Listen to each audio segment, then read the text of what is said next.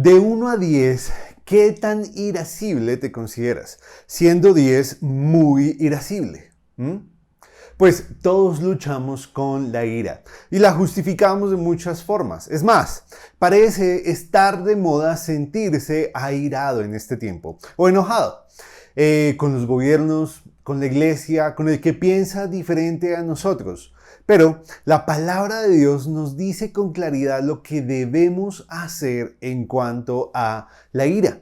Y si quisiéramos hacer un estudio de la ira, nos daríamos cuenta que la Biblia tiene mucho por decirnos con respecto a esta emoción.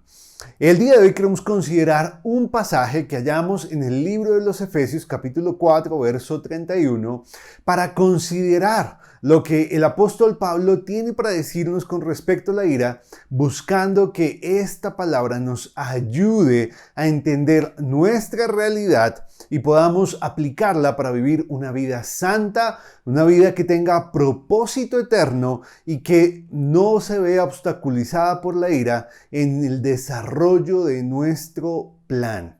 Así que acompáñenos acá en un momento con Dios.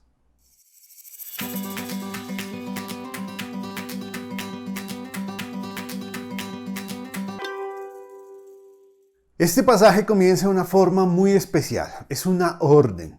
Y el apóstol Pablo dice, quítense de vosotros toda amargura, ira, enojo, malicia, maledicencia.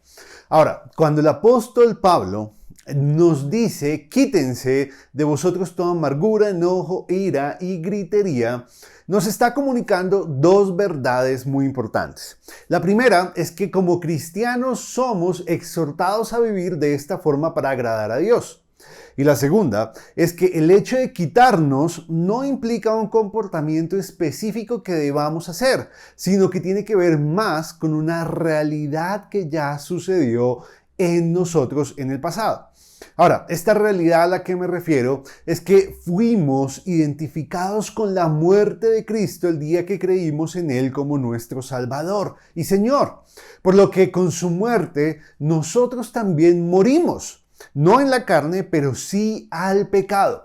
Desde ese momento, el Espíritu de Dios entró a morar en nosotros y pudimos empezar a vivir como a Él le agrada, gracias a que fuimos liberados de la esclavitud del pecado, morimos al pecado.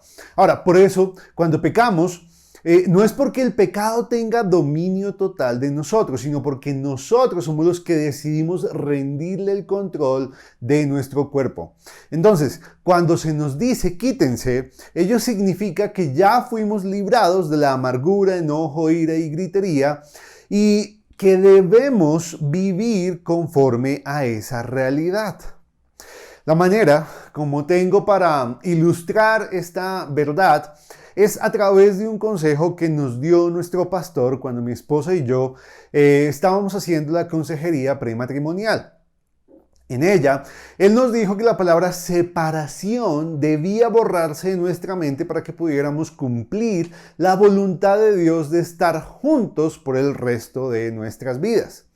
Eso significaba que la tentación a separarnos iba a desaparecer instantáneamente apenas nos casáramos.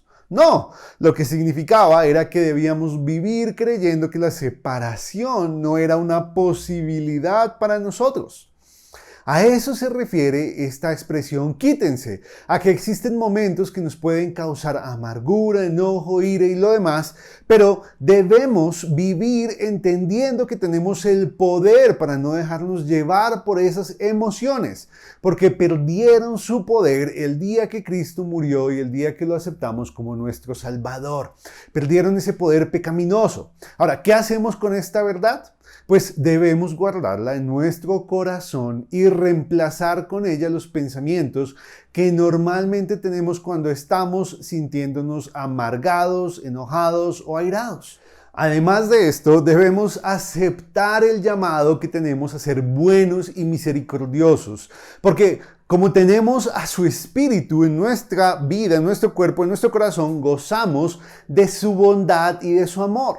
Ahora, ¿cómo podemos expresar esta bondad y amor?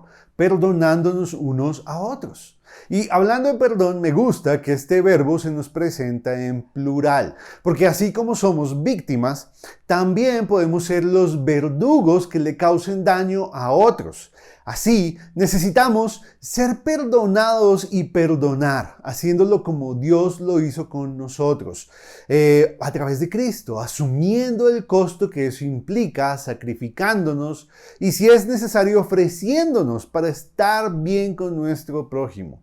Para ello, pues debemos reemplazar ese compromiso pecaminoso de defendernos a nosotros mismos por el compromiso que Dios nos plantea acá de perdonar como Él lo hizo con nosotros. De esa manera tenemos que apropiarnos de esta verdad. Es una verdad que ya sucedió, ya fuimos muertos al pecado y somos identificados con la muerte de Cristo. Así que en ese sentido, el pecado no tiene poder sobre nosotros como lo tenía antes de que fuéramos hijos de Dios. Y tenemos el poder del Espíritu de Dios para sobrellevar, para ser victoriosos en medio de las situaciones que puedan causarnos enojo, de tal forma que podamos responder sabiamente y sin pecar, de tal manera que los demás vean en nosotros una actitud sincera, sencilla,